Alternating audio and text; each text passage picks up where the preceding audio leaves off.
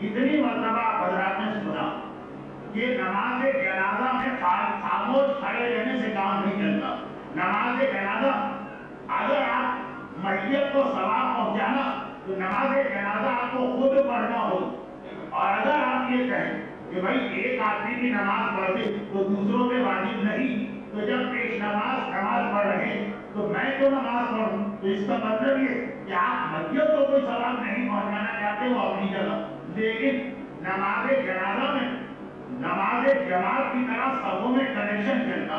اگر ایک آگے کی پوری سب خاموش کھڑی ہے تو ان سب کی نماز ہوئی تو نمازیں نہیں ہوں، مگر ان کی وجہ سے ان کے پیچھے والے جو ان کا بھی سلسلہ امام سے ٹوٹ جائے گا. ہم تو ڈوبے ہیں سنم، تم کو بھی یہ ڈوبیں گے. اس کی بہترین مثال نماز جنازہ ہوتی کہ ہم تو اپنی نماز غلط کر ہی رہے، غلط کی ہماری نماز ہم تو پڑھ ہی نہیں رہے، مگر خالی اپنے ہی ثواب سے میت کو محروم نہیں کرنا، جتنے ہمارے پیچھے کھڑے سب کے ثواب کو ہمیں ضائع کرنا.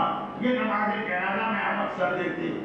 جب اسلام کی آسان ترین نمازوں میں سے نماز جنازہ اتنی آسان، شاید ہی کوئی عام نماز جو عام نمازیں آپ پڑھتے ہیں فجر مغرب عشاء، یہ نماز جنازہ کے مقابلے میں کتنی مشکل نماز. ابھی پچھلے مہینے دنیا کے بڑے حصے میں نماز آیات پڑھی گئی، وہ کتنی مشکل نماز.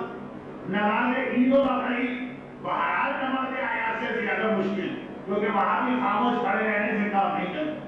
نماز جنازہ 4 جملوں کا نام.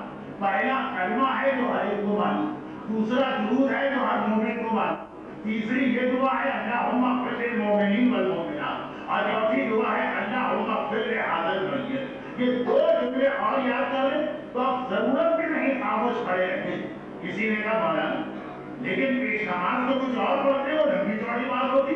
تو نماز جنازہ آپ کو نماز پڑھنا واجب ہے، یہ واجب نہیں کہ وہی دعائیں پڑھیں کہ جو پیش نماز پڑھ رہے ہیں. لیکن ہم نے وہاں دیکھا کہ لوگ وہاں نماز جنازہ کا مسئلہ معلوم ہونے کے باوجود نہ صرف یہ کہ خاموش کھڑے رہتے بلکہ اپنے سے پیچھے والوں کی بھی نماز غلط کرنے کی کوشش کرتے.